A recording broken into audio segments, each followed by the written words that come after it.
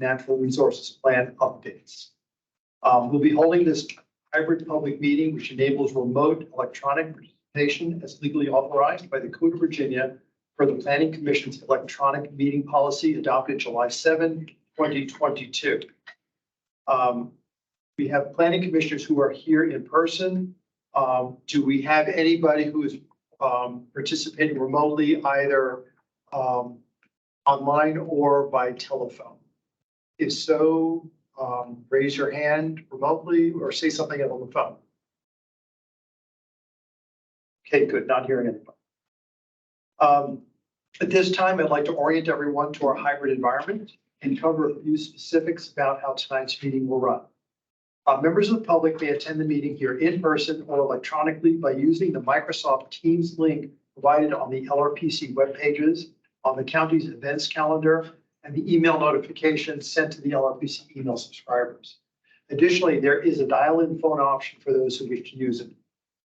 For our planning commissioners joining virtually, if anyone loses connectivity during today's meeting, please reconnect with us by phone. Please keep your phones and devices muted until you're called upon. Turn off sound to any other devices around you to minimize interference. And for our virtual attendees using Microsoft Teams, please turn off your video feed. I will address when it's appropriate to turn it on in a moment. The Microsoft Teams meeting chat is active for two purposes: for participants who need technical assistance and for other attendees to pose brief clarifying questions to the larger audience. While these will be monitored, they will not be formally acknowledged. The staff may address these comments as appropriate. Teams chat should not be used for discussion or for any inappropriate statements. Those who are planning to provide public comment will still need to do so at the end, as the chat will not serve that opportunity. There will be two periods of public comment for this meeting, which will follow after the LRPC discussion of each agenda item. All public comments must be shared verbally for the record during the assigned public testimony periods. I'd also like to remind everyone in the room, when you're here in the room, to speak up slowly and clearly, because we have microphones at the ceiling, and that's where your voice is being picked up. In addition, if you'd like to share your screen, please request permission from the LRPC chair prior to doing so.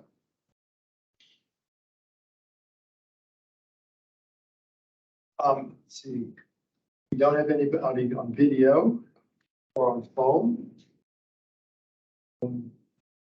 For members of the public who would like to provide feedback and comment, unlike the Planning Commission's regular meetings, the LRPC agenda items are not public hearings. Therefore, public comment is at the LRPC chair's discretion after the committee discussion is concluded.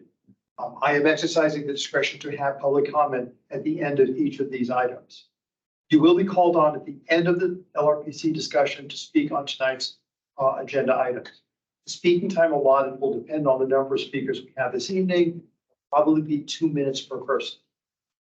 I will call speakers after each agenda item, and I will ask staff to let me know if we have any virtual attendees who'd like to provide comment. Staff will acknowledge speakers on the Teams chat. Please indicate in the chat that you'd like to provide comment, and your name will be added to the list of speakers.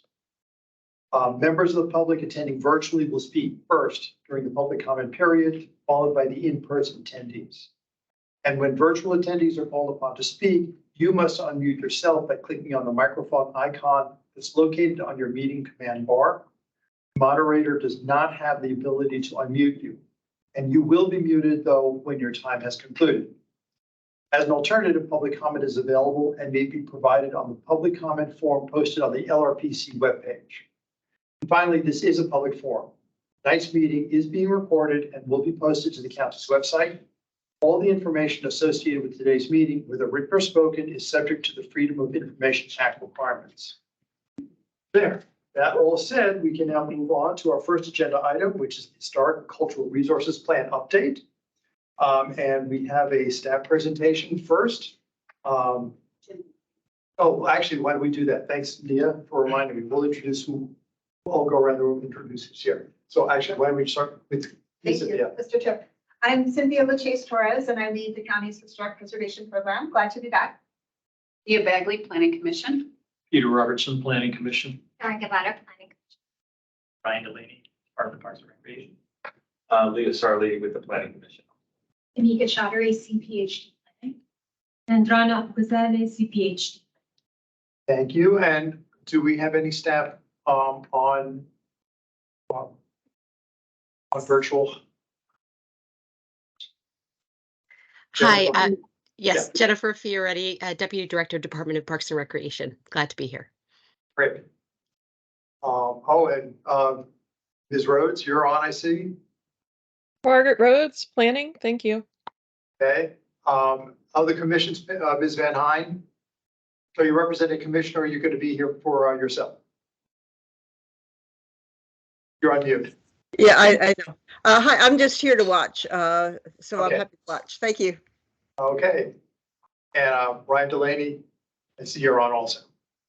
Oh, yeah, that was just. That's your, line, yeah. okay. Yeah. Yeah, two, got it. Sorry. And Kelly Brown, She's not. she's not okay. Jen, okay, okay, fine. Then we can move on ahead. Your turn. Okay, thank you, Mr. Chair. Good evening, everyone. As I said, I am Cynthia LaChase Torres, and I lead the county's historic preservation program. I see some familiar faces and some new faces. Back in May, we first presented our historic and cultural resources plan update to the LRPC. And since then, we've completed a really robust public engagement period and analyzed both the feedback we received internally and externally on that draft. We've made some revisions to the draft plan, and an updated version that we are calling the recommended draft was released in mid-August. So we are here this evening to provide a brief overview of our planning process, to highlight the main changes that we made to the draft plan. And just as a reminder, our original plan, known formerly as the Historic Preservation Master Plan, is an element of the county's comprehensive plan, and it was last approved by the county board in December of 2006. So this update that we are doing now is our first official update to that plan. So our planning process has been going on for quite some time, since the beginning of the pandemic in spring 2020, in fact. On the left of this slide, we've outlined some of the major milestones that we've completed over these past 4 years, including a range of our public engagement efforts. And we also spent a considerable amount of time last year addressing initial input from interdepartmental colleagues as well as county leadership. So we released an initial draft of our plan for public review and comment in mid-April of this year. We also held a work session with the Historical Affairs and Landmark Review Board, along with our consultant in April. And concurrently with that, we led a public engagement period to seek feedback on the plan. From April until June, we hosted a community open house, as well as a series of 15 pop-up events that were held countywide, and also had an online feedback forum. We also did a social media campaign and developed a digital story map that highlighted the main goals proposed in the plan update. Hopefully this past spring, you also saw some of our yard signs that we had around the county promoting the plan. And perhaps you even caught one of our cultural heritage videos. We produced a new video about Moore's Barbershop, which is an African-American legacy business on Langston Boulevard. And we also re-released our 2021 video about Freddy's Beach Bar, which is an LGBTQ and straight-friendly bar in Crystal City. So as you can see on the right column, we're nearing the finish line after all these years. Later this month, on September 20th, we are presenting this recommended draft to the HLRB for their review and recommendations. And after that, we do remain on track to bring the request to advertise forward to both the Planning Commission and the County Board in October, followed by consideration for adoption of the recommended draft in November. And a separate implementation framework is also in progress, and we are finalizing that now with county leadership, both leading up to and following our plan adoption. So this is our timeline at a glance. It's a little hard to see at this level, but basically we show the major milestones that we've been working on each year since spring of 2020. And the orange colored box that's at the far right indicates how far we've come and shows the upcoming public hearings really as our final point here in our planning process. So as a quick refresher, there are 5 focus areas, 5 main goals in the draft plan. These remain unchanged since the previous version that was released back in the spring. So in summary, the main goals and objectives that are featured in the plan center on these 5 things. Building an inclusive understanding and support for the history, people, and places through community engagement work. Encouraging financial and other benefits of preservation through incentives. Integrating historic preservation with other county policies and priorities, as well as addressing the importance of cultural landscapes through expanding our partnerships. Improving regulation processes, creating new tools, preserving new types of historic resources, and establishing an archaeology program. And then lastly, expanding and improving both the historic resources inventory, or the HRI, and other preservation-based technology and information systems that we use. The forward-thinking goals and action items that are presented in the draft plan will allow our program to advocate for more meaningful preservation through increasing our partnerships and offering more flexibility and incentives into our standard preservation tools. We are proud that the updated plan also provides recommendations to preserve and interpret an inclusive collection of histories and resources for future generations. We also developed equity aspirations for each goal in the plan to describe how our achievements could advance inclusion, diversity, equity, and/or accessibility. So that brings us to, well, what's different between this draft and the one that you saw earlier in the spring. So as I mentioned before, between April and June of this year, we requested community input on the initial draft of the plan, and we spent the spring and summer analyzing that feedback and making minor revisions to the draft accordingly. And just so you know, for the online feedback form that we had in the spring, we had 163 responses, which is the highest level of responses we've gotten as part of our engagement to date. And participants who answered this question, we were able to determine that more than 36 different Arlington neighborhoods were represented from that feedback. So the changes that are reflected in the recommended draft that were released in mid-August are summarized here. So we added locations of historic resources and neighborhood reference points throughout the plan. This was actually a suggestion that LRPC gave to us back in the spring, and we really did agree that this additional information provided more educational opportunities for readers to help to teach them about historic places countywide. We also strengthened the connection between the historic built environment and the natural environment by adding more references to the county's biophilic initiatives. We likewise made several clarifications throughout the plan. These included providing additional context to certain sections of our statement of historical and cultural significance. We recognize county transportation projects as a potential partnership opportunity for us. We explained the size of proposed neighborhood heritage districts in our regulation goal, and we updated select section titles within the plan so they could be more specific. And the LRPC gave us quite a few suggestions back in the spring, and I wanted to address a few of those. We clarified the use of the term character, and that was a term that we used all throughout the plan. And we defined it better by associating it more with a preservation lens. So qualifying it with historic character, architectural character, or character defining features. There was a comment that LRPC gave us about updating the addresses towards the back of the plan in our HRI table. We ended up adding a disclaimer statement in that section stating that the table contains the raw current data that was originally approved by the county board in 2011.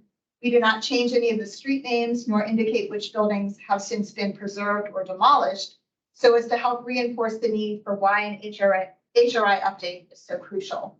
And so we wanted to keep the data as is to help illustrate that. The LRPC also hoped to see more maps and historic content in our draft, but we felt this could have resulted in too much detailed information in a document that was intended to be visionary and aspirational for us. But we do recognize the importance of having more maps and historic content available for the public. And so we explained some of these efforts in our goals for both community engagement and our technology and tools chapters. And as we mentioned earlier, we added more references to the locations of historic places so readers could learn about where to find some of the buildings and places featured in the plan. And lastly, and something that we're very excited about, we updated the icon that is used in our historic preservation wedge of the county's comprehensive plan color wheel. Previously, it had been a tablet icon that resembled either a historic marker or a gravestone, depending on your on your perspective. We thought that was a little confusing.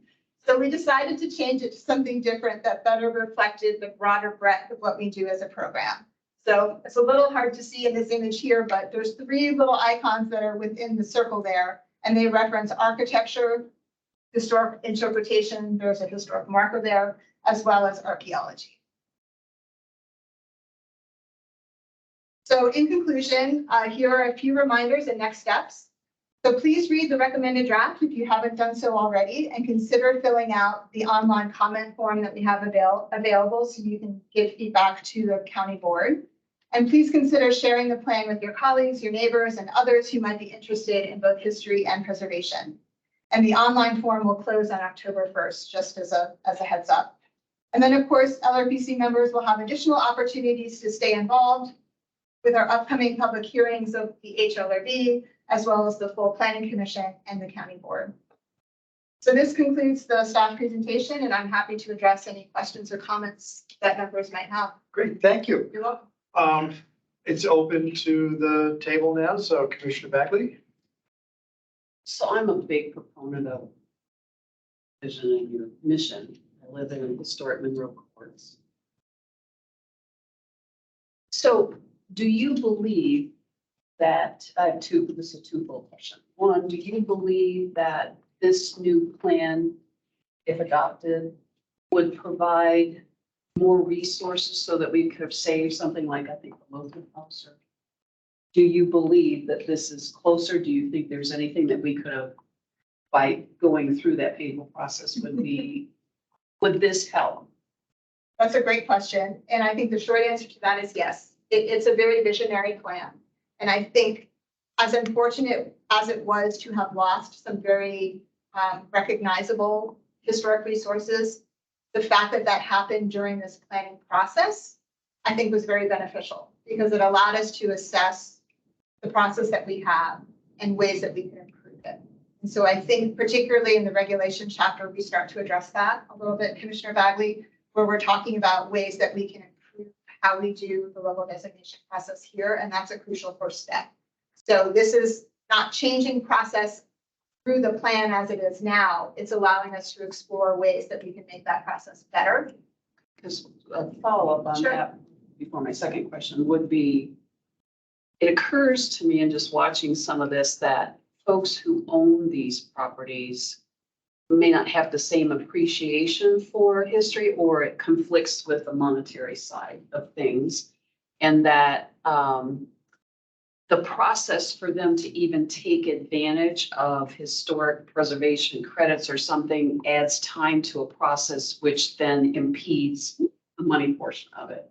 So hopefully we've done something to, or can in the future do something to address that. So it seems a little faster for somebody who's looking at that, because scraping and doing is faster than thinking about this or what my credits might be or something like that.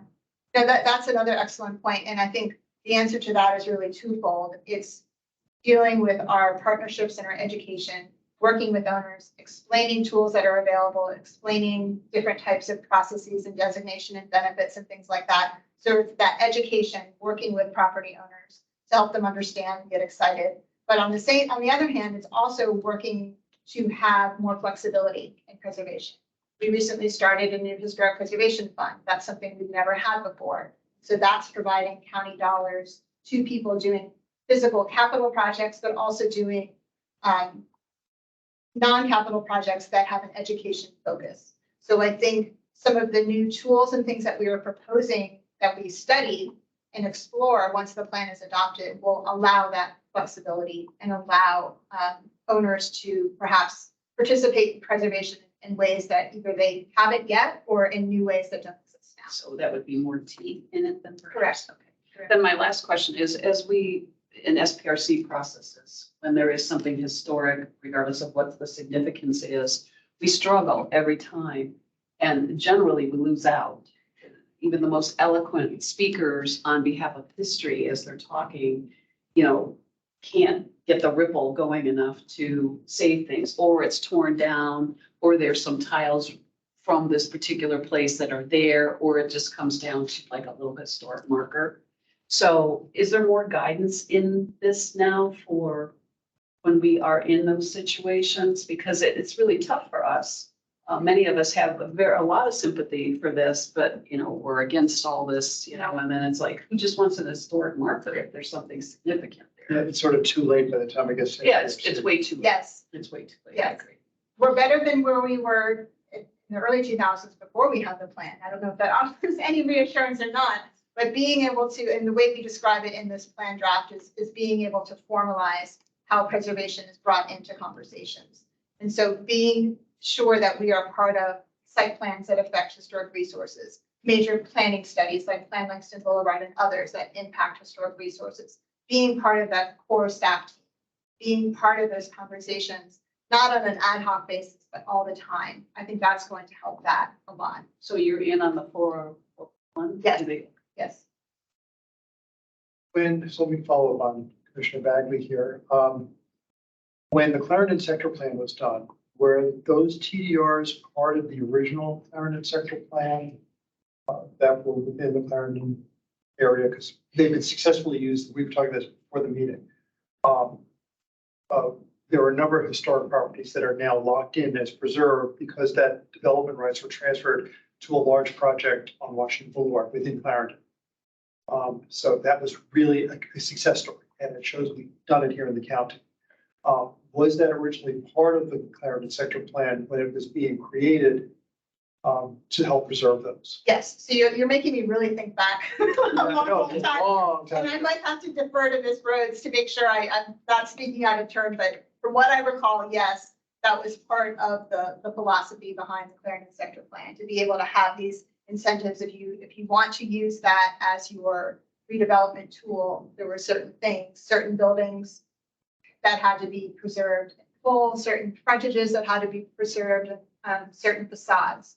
And so those are all outlined very clearly in that plan. And you're correct, Mr. Chair, that using that plan has resulted in many of our most well-known preservation wins, because we've been able to incorporate either full preservation or facade preservation.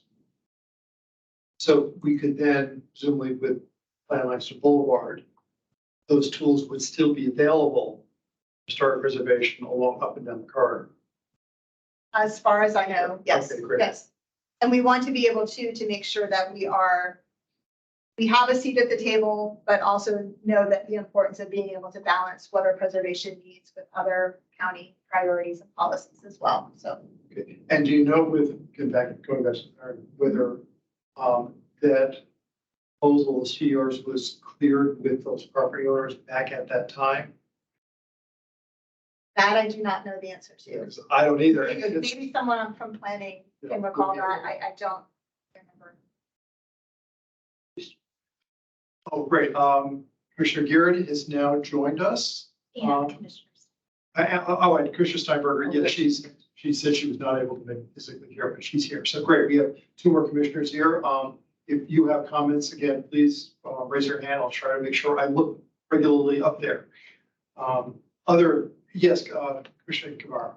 Hey, just a quick question. So, and this may be out of scope, but I'm just curious, how does the county go about making the decision? So for example, for Plan Langston Boulevard, there's a particular envisioning that's happening perhaps for the Lee Center. And that was built in 1926. It was actually one of the first public schools ever created in Arlington. And so if the community is interested in preserving that and that history, how do they go about doing this? And how do you, like you said, weigh sort of, county goals versus some of the historic aspects? So that's a very good question. So as the chairman mentioned with the Clarendon sector plan, there are specific buildings that have been identified. A similar exercise we went through for the Plan Langston Boulevard initiative, where we worked with the historic preservation cultural resources consultant to do a lot of research on various sites all throughout the corridor. And we worked with planning and housing staff to develop different recommendations for preservation. So it's not it's not identical to how it's done in the sector plan, but that provides some baseline guidance. So looking ahead for future planning. But to answer your question, if a property owner or others wanted to try to preserve places, that's all spelled out in the county zoning ordinance. It's section 11.3, if you're 0.4, I believe, if you want to study up on it, but it's all spelled out. And if it's, we've had a few contentious designations in recent years, and those primarily have been because the people requesting the designation were not the property owners. When we have property owners who are willing to preserve and want to be stewards of their property and they come to us to request, the process tends to go a little bit more smoothly because they understand what they're getting into and it's their property. So the long and short of it is the process is all spelled out within the zoning ordinance, but there are certain criteria that each of our local historic districts needs to satisfy in order to be considered eligible. And then the Historical Affairs Board, our Preservation Commission, plays a large part in that process and makes recommendations. And then those recommendations ultimately go to both the Planning Commission and County Board. And that is also true for county-owned land. Yes, and there's a process, a few years ago, if any of you are familiar with Dorothingham Middle School, there was a process to designate that school as one of our local historic districts. And so there's a separate process that is also spelled out in the ordinance for those properties that are owned or maintained by Arlington Public Schools. Did that also come up with the former headquarters of the Arlington Oh, Public for the Schools? Education Center? Ed Center, yeah. Yes, that was a request that we did a few years ago, but the county board opted not to have that designated. But we have been able to successfully partner with Arlington Public Schools on the renovation that was done. And I think they, hope you would agree, they've done a marvelous Yes. job with an adaptive reuse of that very creative modern building. Yes, Yeah. heartily agree. I guess. I have another question, going to the contentious things. Two of them occurred in my civic association when I was the civic association president. So will somebody who is not a property owner still able to nominate something for consideration for a Yes. historic? Yes, that's still part of the process. Because I mean, there were two that were very contentious, but we succeeded. And both things have been the old Ed Center. Mhm. Yes, I mean, which is beautiful. You don't have to be a property owner to nominate, but it is recommended that nominators who don't own a property really try to work with the property owner or let us talk to the property owner to start to build some relationship, a trust, being able to explain what this means, what it doesn't mean. So it's not impossible to do it. It does make it a little stickier. Well, it was difficult, those of us who were in favor of it. Yeah. Yeah, wasn't the, And the Ball family cemetery there was part of the Methodist church on, Right. you know, Stewart, right on, Fairfax. right. That was a huge fight. And finally, the family came out, and when the family came out, that's when everybody was like, okay. Yeah, Right, so they're sorry, even though it's being built around, yes. or even over. Because I remember this, one of my first planning commission meetings was the whole family. Back in the day. Didn't statute tighten up a bit though on who could nominate or how that worked? That's why I asked. So, Yeah. Yes, so you don't, like I said, you don't have to be a property owner to designate or nominate something, I should say.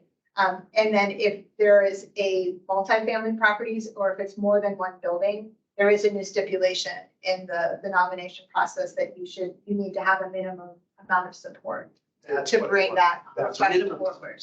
That's the change. And is that, what is a minimum amount of support? Is there specific things that tell you what the minimum is? Yes, I believe it's 25% That's fine, as long as it's. of the property owners.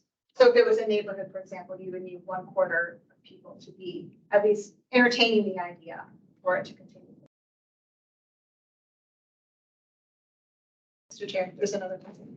Yes. Councilor Rivera. It's a quick question, and I apologize for my lack of knowledge on this. Would the same also be true for a county-owned land? Yes, so there's a few properties that the county owns that are protected as local districts. I'm not going to remember the name because it's changed, but the former Arlington Art Center has a new name now, Right. MOCA, I believe. One of That- That's the county-owned property, and so that is protected. So whenever there's changes that need to be made, whether for maintenance or other ongoing things, we work with our cohorts and TPS to make sure those changes are compatible. What if one is not sort of protected at the time? Can the neighbors actually sort of nominate or petition or lobby in some way for it to be considered? Let me make sure I understand your question. So if a property is not protected now, could neighbors lobby for it? The answer to that is yes. There, like I said, in the zoning ordinance, the nomination process is spelled out. But we found that it's more successful if concerned neighbors come to our staff first to express their desires and their motivations of what they're hoping to achieve. So then we can be working with them and approaching property owners. Because when property owners are caught in the dark, that tends to lead to complicated requests. And perhaps that's all I'll say about that. Yeah, thanks. Thank you so much. Yeah. Okay. Any other comments? People? I guess if I could get a slight clarification, you mentioned that the incident at the Febreze. that somehow was a positive thing. That was a tearing down of No. the raising consciousness. Yes, Right, Deal with this. right. yes. The tearing down of it was not the positive part of it, but I think the fact that the contentiousness of that nomination and how it played out over the year or so that it did, It raised awareness. it raised awareness, not only I think within the community, but also for us as staff who manage this designation process. And it really allowed us to think, well, what works well and what didn't work so well here and how can we improve that? So I think the fact that that happened during our 4-year planning study that we've been doing was the positive part of it, because it allowed us to go through that and think about ways to improve. Yeah, Leah, this was our Pennsylvania station. Yeah, Yes. it's very frustrating. It's very but Right. awful. I was trying to really absorb your positive outlook. She said, So I'm trying to learn. a while to get there. I'm trying to learn off what else you say that way. Okay, I think that would be it for this topic. Then do we have any public speakers on this? Anybody interested? Yeah. No, we do not have. Okay, great. Then we can move right on to the Forestry and Natural Resources Plan update. It's all yours now. Great. Let me pull up our slides and I will get started.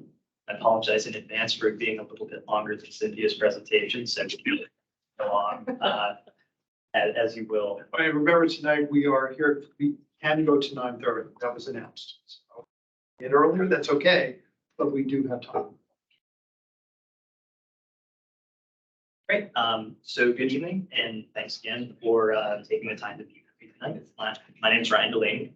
I'm a planner with EPR and I'm the project manager for the Forestry and Natural Resources Plan update, which for brevity's sake, I'll refer to as the FNRP from here on in. So the last time we met with you all back in October of 2022, we had just released the preliminary draft. And we had just concluded our first round of public engagement on the document.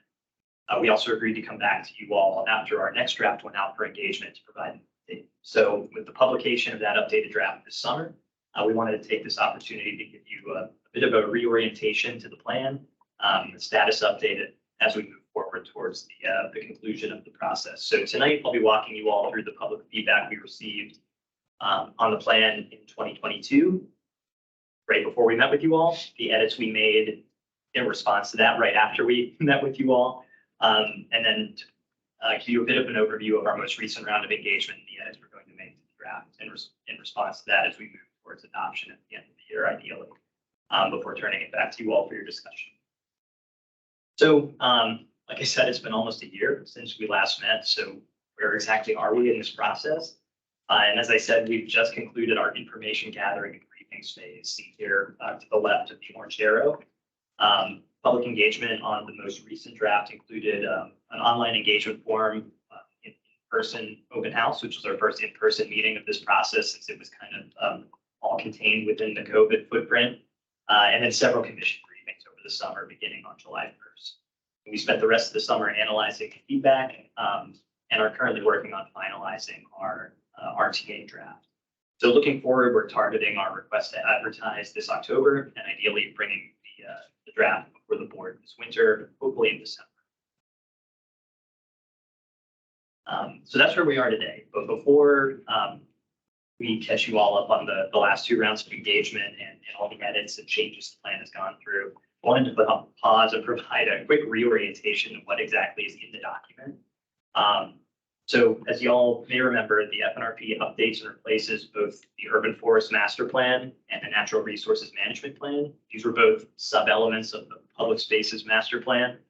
The FNRP is a combined document that is now its own element of the comprehensive plan. So this is the first time we're really, from a planning perspective, at least, looking at all of our natural resources from a sort of an ecosystem level perspective and interconnected approach that covers not only the natural areas in the county and the sort of and aspects of the urban forest and the public right of way, but also the built environment and on private property as well. So the plan was kind of designed to reflect this and highlight those interconnections across all of our policy areas and other elements of the comprehensive plan and other county plans and programs. So right here on the slide, we're highlighting the strategic directions, which are the broad policy areas that form the framework for the plan's guidance. The structure and general intent of these hasn't changed since we last spoke, but they've all seen several refinements that we'll get into as we kind of move through the presentation this evening.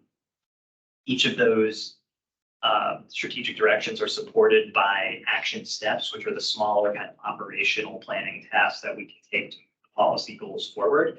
And in the current draft, there's 84. So 84 individual recommendations kind of within this framework. And so those strategic directions are the core of the plan. They're introduced by the executive summary, introduction and planning context sections, supported by an implementation framework and appendices. So before I dive into the recap, any questions on the structure, form, or the broad content? Great. So to ground the discussion of how we developed the plan and this most recent version, I wanted to briefly summarize the highlights of public comments on the preliminary draft that we received in the summer of 2022. So shortly before we met with you all, as I mentioned, we had a 2-month engagement period on that first draft of the FNRP. We were able to report out on some of the statistics and high-level findings when we met with you all, but we were still analyzing the feedback, hadn't gotten really into the details of editing the draft. So I wanted to start here. So at a high level, most folks were pleased with the draft. They felt that the actions under the strategic directions as a whole supported the county's vision for its forests and natural resources, and that the vision the plan articulated was the right one. And that said, then we also got a lot of constructive feedback, and that fell into the themes on the slide here, including more urgency in tone and content, especially around climate issues, making equity core to all the elements of the plan, measurable goals, metrics, and implementation.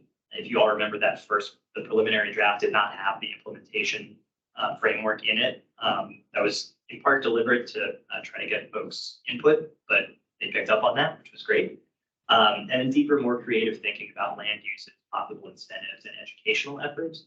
And lastly, several comments around setting a more ambitious goal for tree canopy than 40% countywide. So with those themes in mind, I'd like to walk through some of the changes we made based on this feedback in 2022 and early 2023. Those changes fell into these 3 buckets that I'll briefly summarize. We added a new executive summary to the intro and made edits to reflect comments on urgency, tone, and the existing conditions. We made changes to some of our existing recommendations and introduced several new ones in the strategic directions, which I'll go over in more detail. And then lastly, there were some significant changes in structure and format. If you all remember that preliminary draft that was out right before we met with you all was essentially a Word document. It was the text of the plan. It was some initial preliminary maps and figures. We really wanted to get a gut check from the community on our approach and the general policy direction before we solidified it or made it something a little bit harder to change. So we incorporated maps, graphics, and charts. We strengthened the action verbs and cross-references in the recommendations, both within the plan and across the rest of the comp plan elements. And most importantly, This new draft included an implementation plan and a draft of our priority actions, so kind of a selection of 10 of the highest priority recommendations in the plan. So in addressing those comments, we were really striving to satisfy some of our respondents' desires for more specific, targeted operational content, with the fact that as an element of the comprehensive plan, as Cynthia articulated so well earlier, the FNRP needs to be sort of a high-level, flexible document that's fluid enough to serve as a guide for the county's environmental policy to an uncertain future, as unpleasant as that may be to think. I'm going to go over some of those changes that we made in the strategic directions and the recommendations, and hopefully that helps illustrate our approach to this process. So I'll start at the top with SD1, and this is the part where y'all can feel free to bring me along if we go too deep into the weeds. But as I mentioned, some of our comments indicated that 40% canopy coverage was countywide was not ambitious enough. Well, we believe that's an appropriate countywide goal based on our analysis of plantable space and existing condition. We did add specificity, calling out local conditions and ecology, the historical inequity of where that tree canopy is distributed across the county, and created closer cross-references to our tree equity goals. We also included these two new action steps on the slide, 1.1.2 and 1.1.3, that further refined that goal and hopefully helps guide implementation. So in prior versions of the draft, in the preliminary draft, we did not have a goal for forest health or ecological function to go along with that numerical canopy coverage goal, which is why we included the native tree canopy recommendation. We also didn't have strong guidance for public sites and how they could contribute to that overall countywide goal, so we included that in 1.1.3, both for APS sites and for county parks. 1.2.4 and 1.2.5 were added to make the commitment to creating more space for trees and natural resources more specific. And then 1.2.6 was added to track with the then current conversation about county's weed ordinance and updating the condition of private property section of the county ordinance. Other smaller changes included updates to existing recommendations about land acquisition to make it clear that even small acquisition opportunities for natural resources purposes, like the recent DES micro reforestation projects, are worthwhile goals and help contribute to some of the overall policy goals in the FNRP, and to pursue bringing forested APS lands into county management for more consistency in forestry and conservation operations kind of across the two entities. We also added this section explaining what biophilic design is to SD1. Similar to the casual use space guidance in the public spaces master plan, if you all are familiar with that, we essentially got a lot of feedback in that preliminary draft, particularly from commission members. That guidance on what constitutes biophilic design, what the county means when we're asking for it, would be really helpful with SPRCs and other project reviews. So we added this supplement to SD1, where most of our development-related recommendations live. It's not a formal design checklist or manual, but we really felt that the FNRP's role could be to better illustrate what the county means when we talk about biophilic design. And we did that by sharing not just some text, but also hopefully some more interesting photos of successful projects from both the private sector, but also school sites, parks, and streetscapes across the county. Moving to strategic direction 2, action step 2.1.1, which is our primary tree equity recommendation, was enhanced with some preliminary GIS analysis identifying several neighborhoods that are currently underserved by trees and green infrastructure.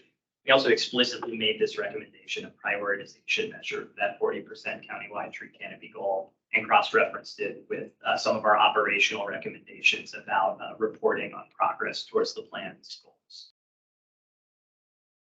And then the major update to strategic direction 3 was the addition of recommendations regarding use of native plants, essentially adopting a native plant requirement for public and private sites to kind of expand the logical function of our landscaping and make space for threatened native plants. We currently follow a native plant preferred policy for public sites. This is really meant to take that, make the requirement, make it broader. And it was accompanied by an appendix kind of detailing what that policy may look like once we get to the adoption phase as a little bit of a kickstart to implementation. So we don't have to start from zero after the plan is adopted. And then strategic direction 4 was streamlined a bit, but remained essentially the same. The only one that we really wanted to focus on was expanding 4.1.4. Previously, in the preliminary draft, a really narrow recommendation about reporting on tree loss annually to be a more a broader recommendation to report on plan implementation progress over the years. As I mentioned, we also included the implementation plan. This follows the format of a lot of our comp plan elements and sector plans. So if you're familiar with the PSMP, depending on city sector plan, really similar format, high level details about planning level cost estimates, potential partners, which county agencies are the leads, potential funding sources, that sort of thing, to help frame how we're going to accomplish this for folks who are reading the plan and future staff. And that leads us to the last aspect that we added to the plan, which were the priority actions. So this is an initial selection of 10 that were compiled by the project team and selected to emphasize major changes that the FNRP recommends over current county practice, to highlight our equity recommendations, to elevate actions that staff, particularly our subject matter experts in DES and Parks and Natural Resources, felt would be the most impactful conservation actions, and to reflect, most importantly, what we learned through community engagement about where the people of Arlington's priorities lie in the sea of 84 recommendations. And so in the interest of preserving some discussion time, I won't read through all of these, but these are the first 5. They're in the draft. Hopefully they're somewhat familiar at this point. And these are our last 5. Kind of a wide selection from across the plan with a focus on SD1, which is kind of foundational, creating space for all of this stuff that we want to see. All right, so that brings you all up to speed on how we arrived at the draft, most recent draft that we released in July of this year. Our engagement period on this draft lasted 30 days, focused really on, rather than a sort of a broad call for priorities, what folks want to see in their environmental policies, and, you know, kind of that more of a brainstorming call for engagement, really wanted to focus in on folks' level of satisfaction with the plan as amended, assessing how well we captured their feedback on the last version, and really trying to understand, in particular, how members of the public wanted to be involved with achieving the vision that the FNRP lays out. So in reading through the plan, I hope it comes through, but because of a lot of the limitations we have in terms of the fill-in rule and some of the other, you know, just like the immense cost of a lot of this, these actions, and the prevalence of private property and where tree canopy can go, we framed the FNRP as sort of a community-wide conservation plan. And so this was our first real opportunity to check in with the public and understand how they want to plug into that work. So this round consisted of an online comment form as well as an in-person open house that I mentioned earlier. It delivered a little over 150 participants and 415 comments this time around. That's down a bit from our broader initial engagement on the preliminary draft, but kind of exceeds our expectations for this stage, where instead of, hey, what do you all think about the environment? It's, hey, read this 180-page document and tell us where we went wrong. So we're pretty enthusiastic about the level of feedback, the thoroughness of the comments, and the general level of engagement that greeted the new draft. And it seems like the respondents were too. So again, the majority of folks this time around were neutral to very satisfied with the current draft, and digging into the open-ended comments that accompanied this sort of numerical feedback. The majority of the folks in the neutral and dissatisfied bucket of responses included support for the plan's visions and goals and constructive criticism of how to improve it. So less, you all are wrong, and more, we like where you're going, go further, in terms of the feedback that we got at a high level on the draft. So that generally shows us that we're on the right track, and that maybe we have some work to do to strengthen some of the recommendations moving forward. That we saw similar results regarding the implementation framework with some suggestions about how to improve that aspect of the plan. For example, level of detail regarding partners and potential funding sources. Really, folks wanted to see how the rubber met the road, but was generally on board with the approach of our implementation framework. And then one of the more exciting questions this round, like I mentioned, this is centered on sort of a community-wide approach to conservation. We wanted to see how folks wanted to plug into that. And the level of response we got was really encouraging and helps us kind of understand how post-adoption we can fold implementation of a lot of the FNRP's recommendations, particularly around private property, volunteer organizations, and education and outreach into some of the programming that DPR and DES do. So that was kind of a fun one for us to see how folks wanted to contribute. And so, you know, those are the stats. But what did we actually hear this time around?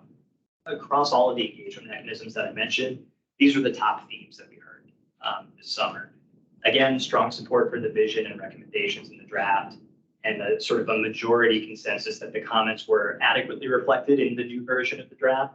However, we were seeing continued support for more specific goals, metrics, and implementation measures, as well as a more urgent tone in the narrative that sort of resurfaced from last year. Also strong feedback that existing efforts and volunteer groups needed to be included in more detail, both in the introduction and existing conditions, to kind of explain both how we got to where we are today and create a better foundation for the recommendations, and to be more directly integrated into those recommendations, particularly in SDs 3 and 4, where we talk a lot about private conservation and volunteer orgs. And then lastly, strong interest in how respondents could support the goals of the plan, either in their own yards or through civic engagement, that sort of thing, volunteer programs, education, outreach. And so that's how the current draft was received, at least at a high level. We will be doing a deeper dive into the engagement feedback at the Natural Resources Joint Advisory Group meeting on Monday. So if anybody wants to get more into the weeds on that, please feel free to tune in. But over the last several weeks, we've been working on draft edits to respond to this feedback, which I'd like to share a selection to kind of indicate our thinking on how best to improve the draft as we move towards the RTA. We're still working, so these aren't final, and this list isn't exhaustive either. So with that preface aside, definitely would welcome any thoughts you all have this evening. We're moving forward as we move towards finalizing this next iteration of the draft. So for the intro material, which includes the executive summary, planning context, we're considering kind of how best to highlight racial equity and environmental justice, particularly in the executive summary. So it's right up front. It is throughout the plan, but comments indicated it was sort of lost in the introduction. How we can increase a sense of urgency, particularly in regards to climate in the introduction, without kind of tipping the balance towards despair and causing inaction. So that sort of classic climate communications dilemma. We also wanted to include cross-references to the Historic and Cultural Resources Plan, particularly as it relates to natural history of Arlington in our introduction, particularly in regards to Native American history in the county. We also want to expand the discussion of by right development in the planning context to better frame up a lot of the recommendations around conservation in the built environment in Strategic Direction 1. And we want to add a new section on environmental organizations and volunteer groups to existing conditions. As I mentioned earlier, not just to address the comments, but also because thinking it through over the last 3 years, it's a much better foundation for a lot of the recommendations we have later in the plan. We also will be clarifying discussion of tree canopy decline and adding references to both the Tree Canopy Fund and the Tree Canopy Equity Program to existing conditions, and adding detail to both the existing conditions and the discussion of trends of other non-tree species of flora and fauna, really to create more parity with the discussion about tree canopy and strengthen the narrative connections between different aspects of the ecosystem. Remember way back that these were 2 separate plans that we're trying to integrate. This was one of the ways we want to make that connection clearer. And then finally, we heard several comments about how better organized and easier to read summary at the top of the plan would be really helpful. So we're intending to reorganize the executive summary, the introduction to the strategic directions, and the priority action section to make a more concise and easier to understand digest of the FNRP that hopefully folks like you all, like the board who have to use this moving forward as a decision-making tool, have a more narratively complete quick reference guide to the policy recommendations. And then moving into the actual recommendations themselves, like I mentioned, we received a ton of comments about the strength of the plan's language. Now, a lot of that is most likely the result of the FNRP being a comp plan element rather than like an operational document like a department work plan or a resource management plan for a particular parcel. And thus needing to be kind of at that 60,000 foot level and maybe a little bit more flexible. But we are going through the draft again to see where more generic action verbs like explore can be pulled out in favor of more descriptive active language that better aligns with the recommendations themselves. For example, research, compare, evaluate, to make it clear that the county's committed to action, even if adopting the FNRP doesn't automatically change anything in the zoning ordinance or other regulations or policies directly. We also want to reflect the clarifications that we made to the introduction and existing conditions regarding tree canopy decline, clarifying that tree canopy goal in SD1 that we need to reestablish 40% tree canopy, acknowledging that we've declined below that likely in the last several years, and that we added a framing on the recommendation of the Forestry and Natural Resources Commission to explicitly state that this is the floor, not the ceiling. So it now reads, reestablish and maintain at least 40% tree canopy rather than establish and maintain 40% tree canopy. Or in an earlier version, even maintain 40% tree canopy based on our existing conditions analysis. So we're also working on specific recommendations to include tree canopy and other vegetated cover targets in sector plans and similar county planning efforts, very like what we did in the Pentagon City sector plan, for example, but making that kind of table stakes for future planning processes. Also looking at incorporating specific recommendations to underground utilities to avoid tree impacts in response to public concerns that we heard this summer. Expanding our references to existing partnerships and volunteer organizations. Really an acknowledgement that my initial approach of focusing only on what to do moving forward to kind of enhance our community engagement broadly with these issues left a lot of really good work unsung and is ultimately a weaker foundation for the plan's community-wide approach to conservation than being more explicit and calling out our existing partners and adding that acknowledgement piece back in. And we'll also be revisiting the language in 2.1.1 to make it clear that the next steps are outreach to these impacted communities to understand how we can help improve things on the ground rather than more analysis to identify where those communities that are impacted by lack of tree canopy are. We've done that analysis. It's represented in the document. We wanted to be crystal clear in the language there. And then in SD4, the last handful of these, really further refining 4.1.4 to reflect our commitment to tracking, reporting on implementation of the plan broadly, not just in specific buckets like tree canopy or tree equity.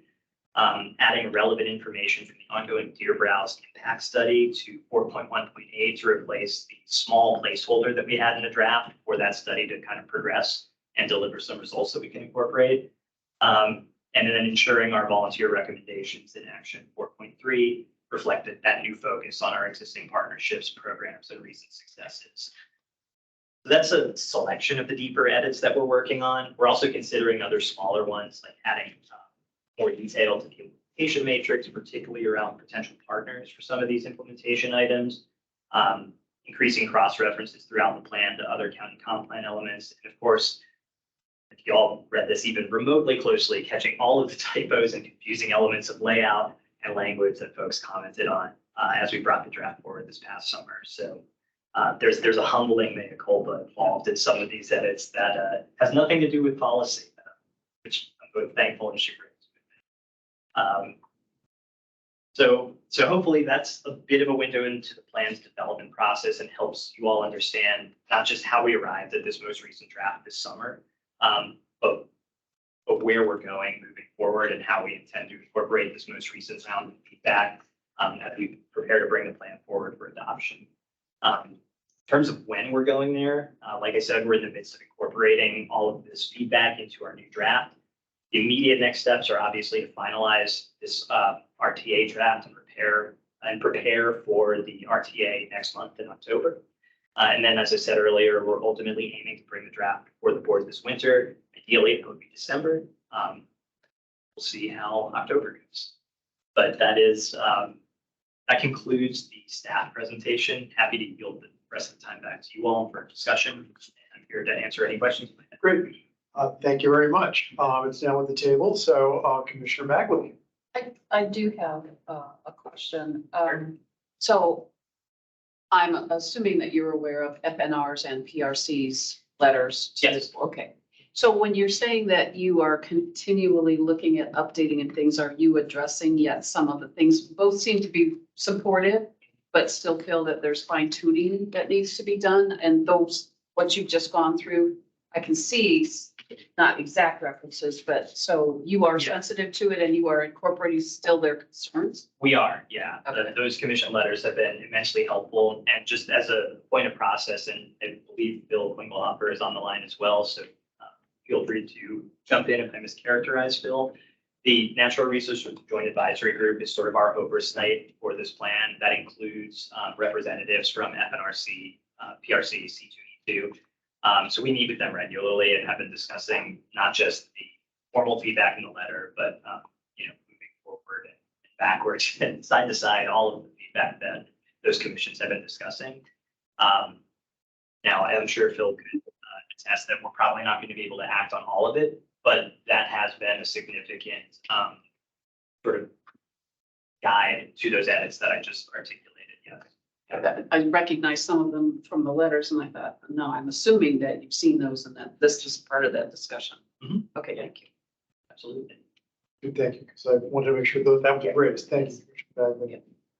Other comments? I want to acknowledge that Commissioner Peterson is here also. I have a few, I think. She's first. Oh, sorry. Oh, no, I mean, I got here late, so I. No, I insist. Okay. Well, I apologize for Sorry. being late. It was APS back to school night, so I had to attend that first. So you mentioned that the Dillon rule limits your ability to implement some of the community's requests or maybe some of your interests in kind of making Arlington greener.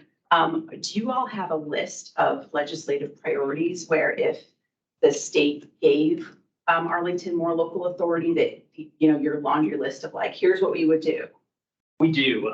In the context of the plan, it's action step 1.2.1 that articulates kind of at a high level what those needs are. On a more operational kind of day-to-day level, we meet more or less annually with the legislative affairs team to, make sure that those priorities are current and that we're tracking any potential legislation that would be helpful in addressing some of those. So we do have in the document that the full text of it is seek legislative changes at the state level that provide Arlington County with a broader set of policy tools to promote the conservation and management of its natural resources. That is one of our 10 priority actions as well. So it's top of mind, particularly around sort of the ability to exceed some of the state regulations for requirements for tree canopy, but several other things as well. And we have that in there. That is obviously part of our program. The rest of the plan is also predicated on should those things not come to pass at the state level, how do we address these challenges on private property? And we do that by trying to establish that sort of community-wide approach, incentives, education, outreach, even down into the minutia in 1.2.3 of looking at new ways to think about things like lot coverage, by right development, what our tools are with special exception development as well. And some of the recent county planning, like the Pentagon City Sector Plan and the site plans coming in under that are some of the examples of things that we're trying to look at. Should we, tilted windmills in Richmond in years Well, so it's probably useful for our commission to have that list as well as other plans lists for when we're asked what, we think the county legislative package should look like when we're going to Richmond to lobby and, things that our commission thinks are also important. We can add that to our list. Right. Yeah. Thank you. We'll go to first Commissioner Gearin online, then Commissioner Sarley here, then Mr. Klinghoffer online. So first, Commissioner Gearin. Great. Thanks very much. Can you hear me? Yes. Yeah, okay, great. Well, I want to say, Ryan, thank you very much. The plan looks really good, and I feel like it gets stronger all the time. I'm sure there are still some things that that we need to address, but I want to align myself with our colleagues on FNRC and PRC and their letters, which support the plan, but stress the urgency to adopt and implement the plan and ensure that it is consistent and coordinated with the other comp plan components, including things like stormwater master plan, community energy plan, and so on. And likewise, I share the concerns that have been raised over the reviews, like Nia raised, and in the letters about the threat from climate change and development to the value trees in the parks. And I like that we have the state level legislative changes as a priority. So I mean, a lot of the things I'm saying, my comments I made before I saw your presentation. So I'm really heartened to hear a lot of that. I think we do need more policy tools to guide our planning and development and to let us as our own jurisdiction try to balance our natural resources with the demand for more dense development. And I feel confident we can do that. I like that the vision statement acknowledges the importance of creating resilience in the face of climate change. I feel like that is a great example of how this has evolved to be really current. I concur that with the priority actions about acquiring the open space and public space, and I'm not sure if there's already a corresponding piece in there that ties this to set aside funding, because that's been something that we've talked about since I was on Park and Rec at least 15 years ago now. We need to have money set aside specifically for that, the way we do for affordable housing. And it would be nice if we did this, if we targeted the way we do for tree canopy fund to areas of equity. I also hope that as we move the plan forward, that we are able to take the metrics that we're starting to see in there and use them not only to show our progress in meeting our goals, but maybe some of the benefits that we get to our health and our ecosystem out of these changes and these improvements. And then I just have a couple of questions. I know that earlier iterations, Ryan, were fairly silent on the volunteer activity in groups. And has that been expanded a bit? Because it's such a big component of the work that's done in the parks. To remove invasives and engage the public around it and show up at the county fair and talk about removing ivy from the trees. I mean, some of that went through Armin, some of it through Master Gardeners, through tree stewards. And then my last question was, I was kind of curious about what were the concerns of the 24% who said they were dissatisfied with the plan. So thank you. Sure.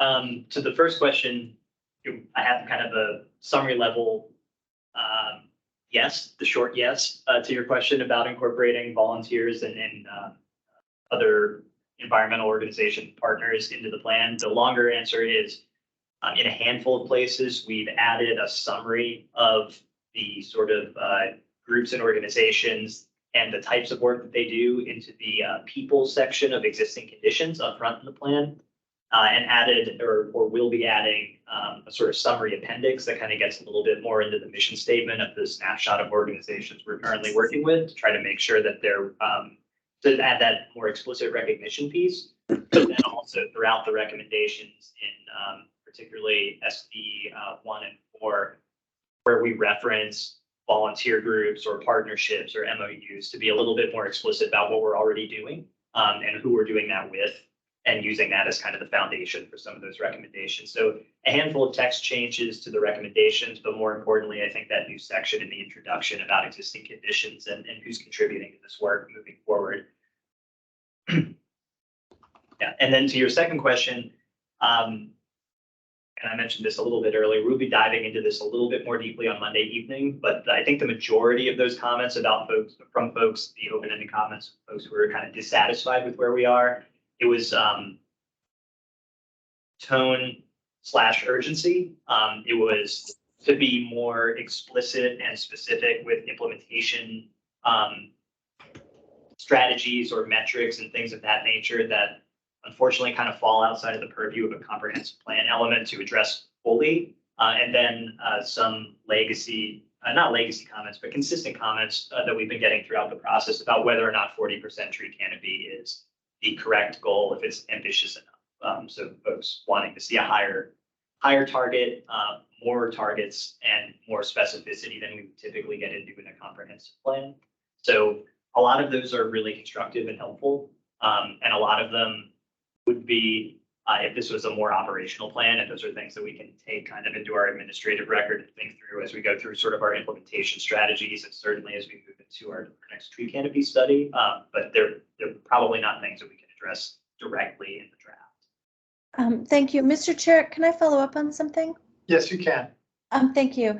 Ryan, what do you think about this idea of using the metrics, though, to help explain maybe like why this is so important? So if we can show these extra trees add to greater carbon sequestration, greater erosion control, this green infrastructure here, helps this much with supporting our aging gray infrastructure, so that we use the metrics not only to show our progress towards meeting our goals, but as almost an educational tool to build more support for this going forward. Yeah, I mean, I think there's ways we're doing that now, particularly around the tree equity metrics and the native tree canopy addition in the latest round. But I will definitely try to think on more ways that we can incorporate some of the numerical targets into that aspirational or educational piece. Thank you. I really think it's a great plan. You guys have done a great job. Thank you, Mr. Chair. Commissioner Sarli, and then Mr. Klinghoffer. Thank you, Mr. Chair. Yeah, I think I will echo Commissioner Garrett's comments that the plan's really great. I particularly appreciated that you approached us with the Word document. That was very refreshing in a way. We did feel like we could comment, and I appreciate sort of the process being very welcoming to the comments of the community in general. So thanks for that. I'm going to follow a little bit on Commissioner Peterson's idea of legislating and take it more towards the incentive towards development. I'd love to see a little bit more emphasis or perhaps highlight the idea of creating some sort of, and I don't think I saw anything on here. I was looking for it.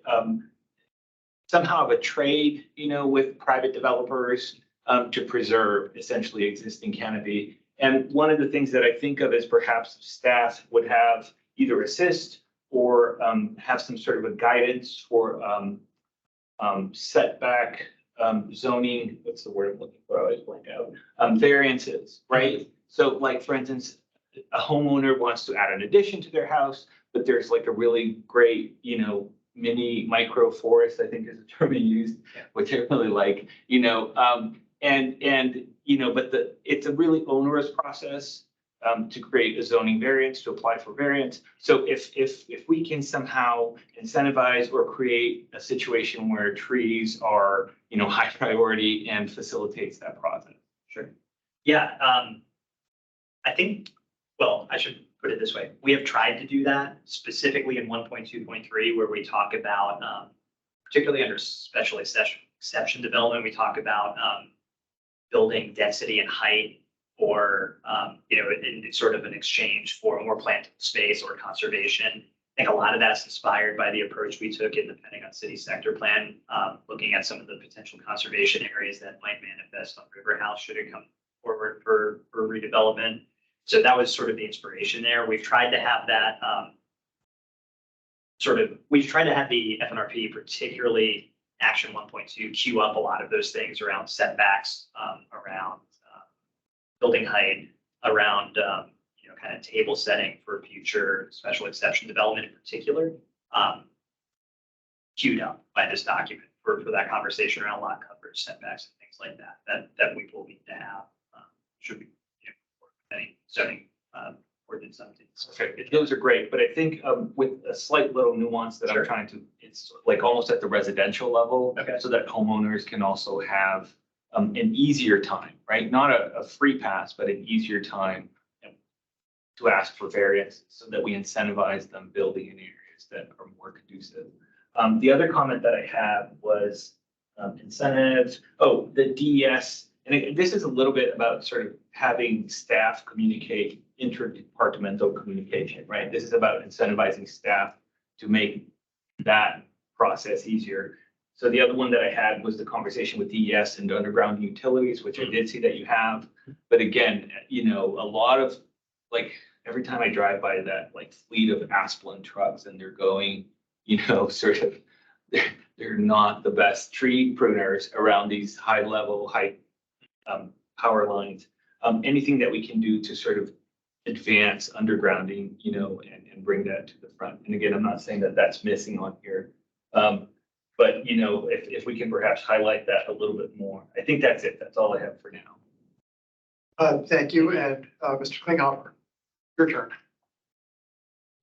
Thank you very much for giving me a chance to talk about this plan to you all.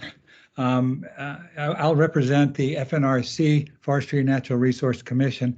FNRC's views on these things. This plan is something that I've been working closely with Ryan for really over 2 years. One thing I wanted to say about the current version is this current version is something that was very well received by the FNRC. In fact, it includes many of the previous recommendations, which showed us what a good job Ryan and his colleagues have done to be open to ideas and ways of changing the plan. So the plan itself has been a fluid document, but getting better and more powerful with each rendition. I don't want to repeat some of the things that Eleanor was just talking about, but I suspect that some of the people in that 25% who were not pleased with the plan were folks who thought that again, we're looking for that sense of urgency. Arlington values its parks, trees, and neighborhoods, and all of them are under threat, not just from one peril, but from two relentless forces, climate change and development. And these challenges are real and immediate and existential, in that what's not sufficiently protected, conserved, and restored will undoubtedly be lost. And it's clear to the commission that this urgency is needed to push the outcomes, the benefits from this plan, so that they can happen in time to prevent loss of what natural resources we have. It's under pressure from all sources. It can still be saved. What I'd like to do is... Mr. Klinghoffer, there's something wrong with your sound. Are you moving something around on your computer? It's interfering with us hearing you. Thank you for telling me that. Is this better? Yeah. Yes. Okay, thank you. I apologize. I'm not going to repeat it because you probably got enough of my gist. You've also had probably a long second night of meetings. First, I just want to point out two things that I think are important for your commission to be involved with. And the first one is the lot coverage. In the last year, with the missing middle and expanding housing option proposals, there has been a lot of focus on lot coverage as those proposals were being developed.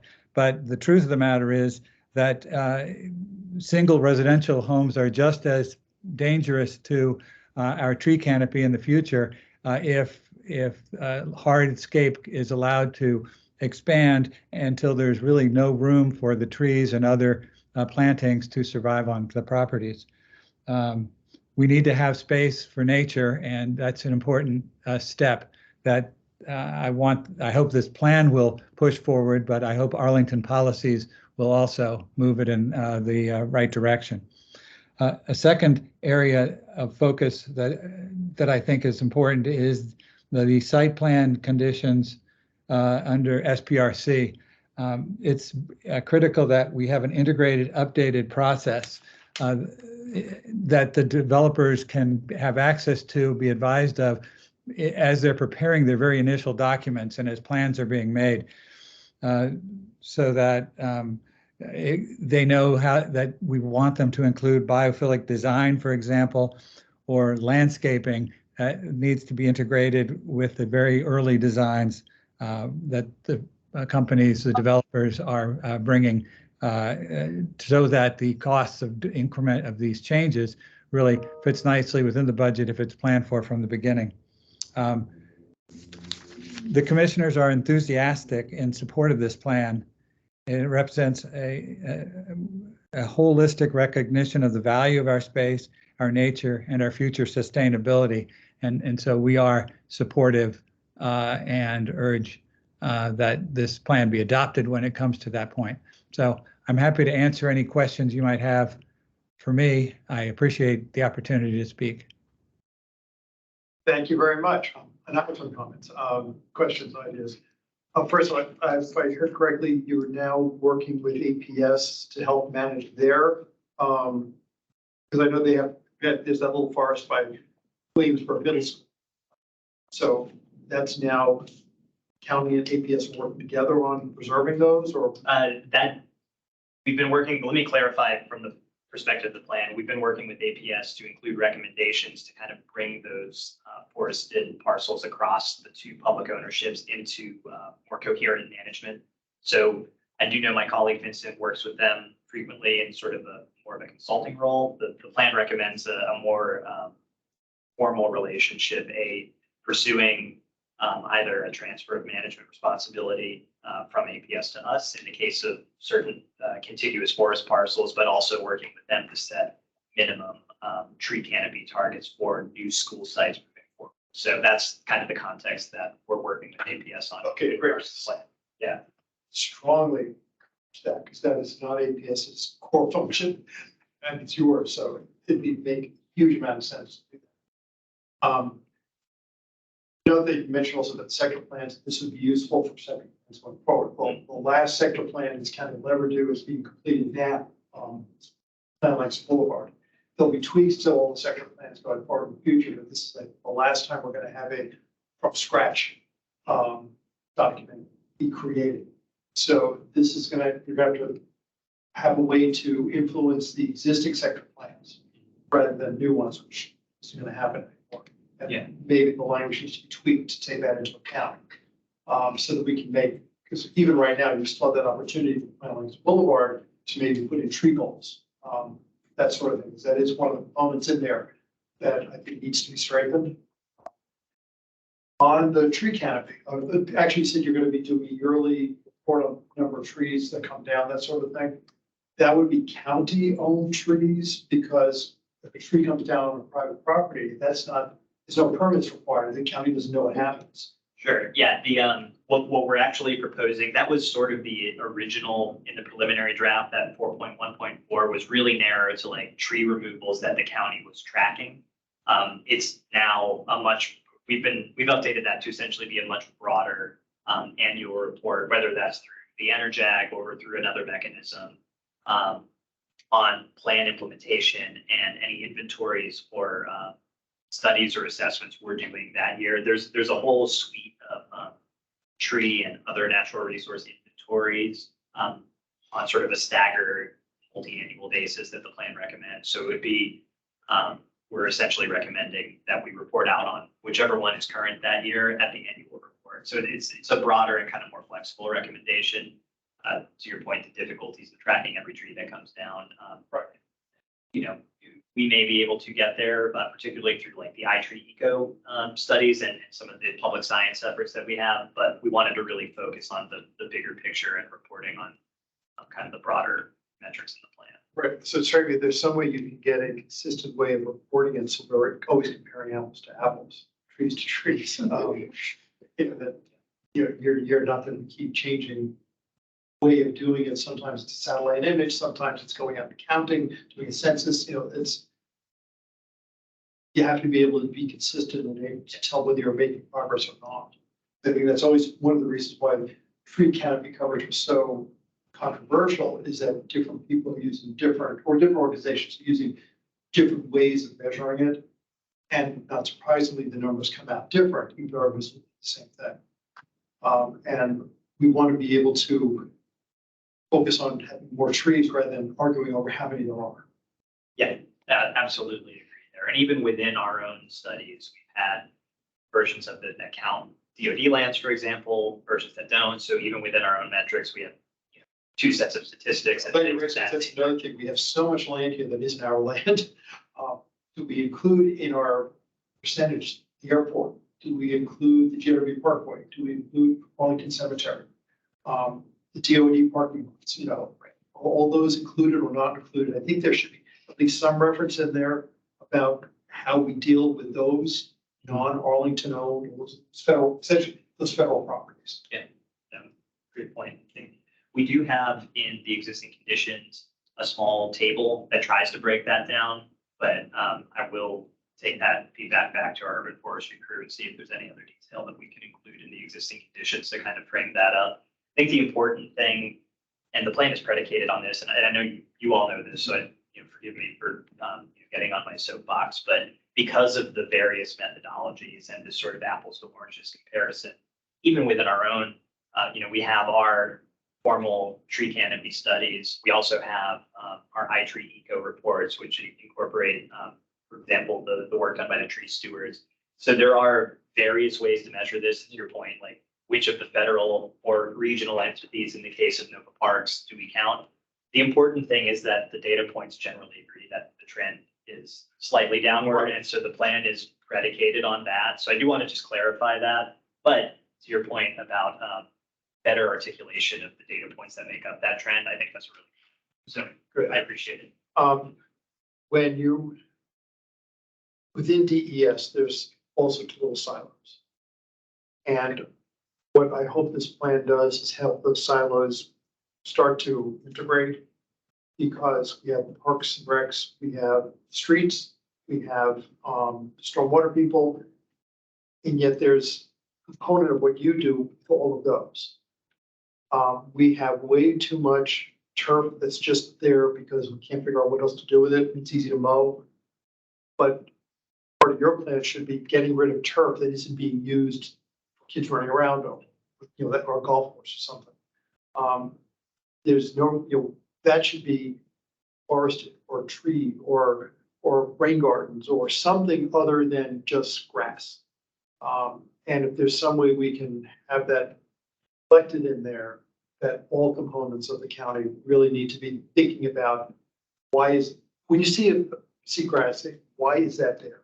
Why do we still have some way to do that going forward? Because walking here, at 95-degree heat island is real. I can't remember to what extent, if all we do discuss heat island effect, other than trees are good to mitigate. This is becoming clearly more and more important. Grass doesn't help heat island much at all. The trees really, really do, as do other types of foliage. And, there should be a major component. Got to get rid of, it's not just get more trees, but get rid of turf where it is. But that requires all within DES to be coordinated with each other, rather than just by default, oh yeah, it's grass, we can take care of that. It's easy to maintain. Yeah. So that's just thinking. I have something else, but you should say something. I had a follow-on comment. I remember at a board meeting once, County Board Member Karen Tonis joked that he had a natural lawn and his neighbors had filed a complaint to zoning because it was not allowed. So do you get into the details of looking into ways to make green lawn not the only option? Yeah, I'll address that one first, and then come back to the broader point about turf grass. The short answer is yes. The current version has a recommendation to examine that portion of the county code, which is, we call it the weed ordinance. I believe it's actually called section 10.2, condition of private property.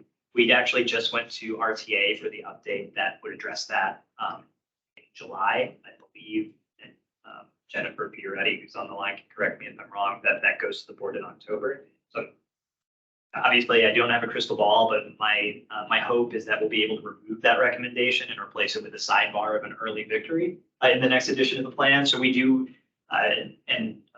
that's something that FNRC and PRC and Enerjag have been on that beat for quite some time. And we're sort of catching up to some of the regulatory solutions that other Northern Virginia jurisdictions have implemented. So that's currently represented in the plan. My hope is that it will no longer be, because it will just be an existing condition. And then to the point about turf grass in particular, we do have a recommendation currently to examine how the prevalence of turf grass on public and private property impedes achievement of the FNRP's goals and related stormwater management goals. It does not explicitly reference urban heat island there, but because so much of strategic direction 2, our climate strategic direction, still can't say those in sequence quite well, is predicated on urban heat island, its intersection with obviously climate change, but also the tree equity scores, it's a component of that. It is implicitly referenced in that turf grass recommendation, but we can look at focusing that language a little bit more. And then to the point on silos, one of the things that's been really encouraging about this process is how deeply involved DES in particular, kind of across all of their different divisions and sections, has been in helping us draft this. So we've had folks from stormwater, folks from the air team, folks from down to lake and ped planners working with us on a lot of this, everywhere that we intersect stormwater to the public right of way. A lot of the green corridor recommendations in 3.3 were crafted with their help, kind of specifically to acknowledge that intersection of our responsibility and policy goals. So hopefully that's encouraging. I've been encouraged by it over the last couple of years. But, yeah, so. And for your list of volunteer organizations, we can put a date on that that says information on volunteer organizations is current as of, say, January 2024, whenever the board votes on. So one thing that has always driven me crazy about comp plan elements is they'll actually say, today we're looking at this, and plan has been in place for 5 years, so you have no idea what today means. So it should always refer to as of the date of this plan, which is somewhere, make it really clear. So January 2024, December 2023, when it's finally put to bed. So you'll have that sort of references. Okay, that's one of my pet peeves whenever I look at the comp plan elements. Yeah, that's a great suggestion. And I did get a quick correction from Jennifer Fioretti. We go to the board in September for that change, not October. Great. Yeah, so Wonderful. great news. First, Commissioner Guevara and then Commissioner Saul. Well, thank you so much for the great overview. It's clear you guys have done a lot of work. Monitoring and evaluation is my love language, so I really don't envy you when it comes to the tracking and reporting. It seems like a lot of the comments you received back were qualitative in nature, right? Which can sometimes be subjective. What is urgency and how do you communicate that? The 40% figure, obviously that's more quantitative and that's sort of easier to measure. But given that there's been some satisfaction and that there's been some sort of, unclear which method you're following and how you're evaluating, do you think it would be helpful to have clear output and outcome indicators? More clear in what sense? In the sense that they're being communicated further out so that, benchmarking and whether you're meeting the intended goals is clearer so that there's not so much confusion as to. Yeah, I do think so. We've tried to do that within the confines of this sort of comp planning box that we're in. So we have these several numeric targets that I mentioned, with the 40% goal, which admittedly folks aren't, not everybody is on board with that target, even though we feel that's the best and what our analysis has yielded. Similarly, we've incorporated in this last round or the previous round of edits, the 70% native tree species in our tree canopy, which is another sort of by 2035, again, like long-term planning benchmarks, but I think helpful guideposts. Where we feel the rubber meets the road in this regard is in strategic direction 4, where we have sort of explicit recommendations to do more regular inventorying of more things. So we have better up-to-date sort of snapshots of our progress towards these broad goals. And then to beef up that sort of annual reporting aspect, which can take many forms, a written report to the board, briefing to our oversight committee, that sort of thing. We've also talked about ways that we can be more proactive about sharing that information, an overhaul of an aspect of the county's website that deals with some of this stuff. We have a lot of these things out there in different places, but there are the Consolidating. yeah, and so looking into that. So I think we're in sort of the enviable position of having a lot of good data, having an understanding of where we need better data, and already having some of the communication tools. But I feel like a lot of where we need to go moving forward with communication, based on what we were hearing, is to just be more consistent and creative with how we're communicating that data, and more consistent or more frequent as well. So.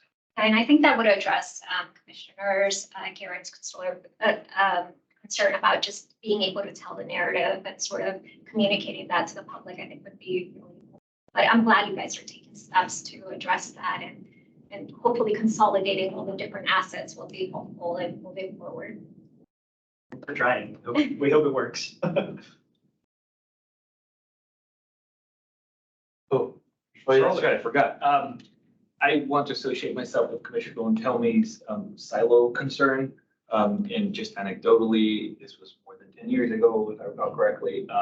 We were doing a community center that has a park associated with it, and they asked us to tear down like 12 to 15 mature trees because the slope of the park needed to be, mitigated because of runoff. Unfortunately, that died really quickly. But I think this idea of educating, your peers and making sure that they understand that trees are more valuable for stormwater runoff than certain artificial constructs, is really important. So I'm elated to hear you say that you are communicating and getting along well with the ES. Sorry, one last quick thing. Speaking of, a community I'm involved with is actually having the opposite problem where they want to really retain the green space of the Lee Center, and really want to make sure that they lobby to the county about that. How do you guys approach that when community members actually want to keep something that's a part of the public land? And there's conversations about about what to do with the future of the Lee Center, and they want to make sure that the current footprint doesn't extend beyond and encroach upon the green space. Yeah, in a handful of ways, and that's sort of a particular example that I will get to, but on sort of a more generic level, I guess, through the park master planning process is a great way to get involved in terms of how a park or a public space may be redeveloped, or which aspects of its current configuration are retained through that process. The other is through comp planning exercises like this, where we've tried to set, for example, a 40% tree canopy coverage goal for new public parks in SD1. So there are ways to influence kind of the broad policy guidance that then trickles down to those more specific planning efforts. And then with the Lee Center, because it's sort of part and parcel of the Plan Langston sector plan, those types of sector or area plans are another opportunity to kind of take a small chunk of the county and examine the policy priorities, whether that's green space, whether that's public space that may not be green, whether it's affordable housing. And so those are kind of three of the tiers to get involved. The other way is more operational, through park maintenance, through the tree stewards, through some of our volunteer organizations, and in direct communication with urban forestry. Is there nearby private property that somebody in the community has access to or control of that might be able to avail themselves to the tree canopy fund, for example, so that if the character of a public property changes, are there ways to offset that or recover those benefits within that same geography? Without really knowing the specifics of that process and in the Lee Center, that's kind of the broad guidance I would give as kind of the tiers of involvement from sort of the countywide to the regional within the sector plan, kind of regional within the county to specific public spaces, and specific programs. Or kind of public spaces. Great, thank you. Other comments? Yes, Commissioner Peterson. So I noticed there's a focus on invasive species in the plan, which makes sense. And it talked a lot about invasive plant species. How would you compare the prioritization of like invasive pests, like the spotted lanternfly, and like how this plan prioritizes plants versus pests and attacking both of these things that are going to hurt our trees? I think like the best way to think about this, and regretful that my colleague Jen, sort of our invasives manager, isn't here. then we wouldn't, I think we prioritize based on impact and urgency rather than on whether it's a plant or an insect or a mammal or things like that. So I know the spotted lanternfly, emerald ash borer, all of these things are front of mind as well as Atlantis and microstesium and all of the plants that we're dealing with. Kind of the good thing, and I'm getting a little bit out of my lane in the operational sense here, so please, don't take all of this with a grain of salt. I think that we have a really robust volunteer program that helps us with plants, and they don't move as quickly either. So we have a little bit of a tailwind there, but the way the plan kind of frames this is we know this is going to become sort of an increasing problem as climate change progresses. The ranges of things change. Native species may be outcompeted by shifting climate regimes. We also have like a really good tailwind in terms of our volunteer organizations and regional partnerships and cooperation. And even within Arlington, like National Park Service, DOD and Nova Parks, great partners there. So we've tried to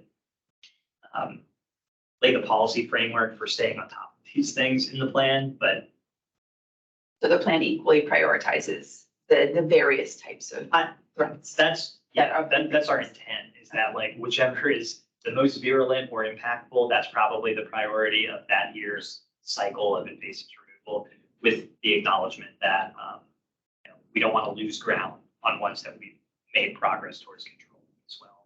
I'd be happy if there's more detailed follow-up questions. I'm happy to follow up with our natural resources folks on your behalf or connect you all. But in terms of the plan, we try to frame invasives as sort of a compounding climate-related problem and as one that requires a community-wide solution.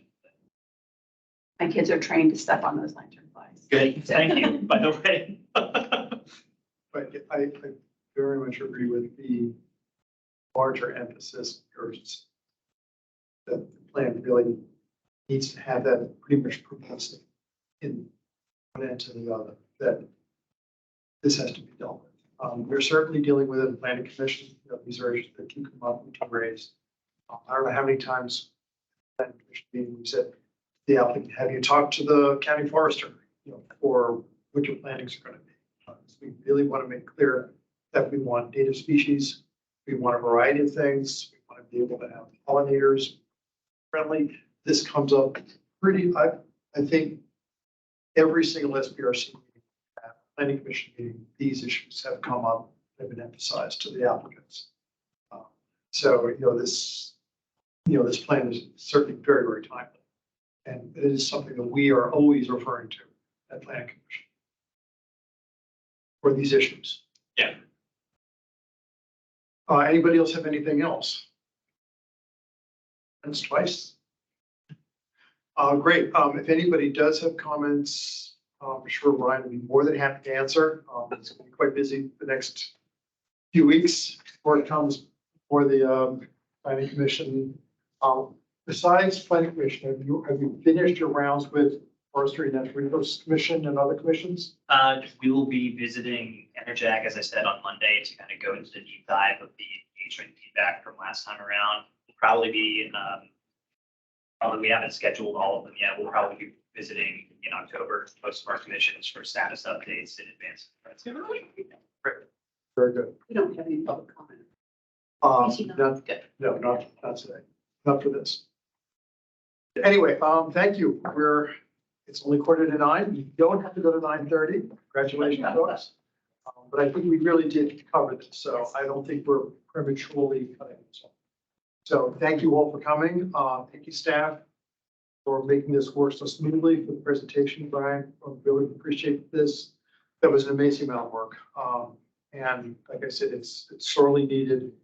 And make sure you really are working with Plant Langston Boulevard with Natasha, because we're coming up on that also. We're going in parallel with mutual RTA.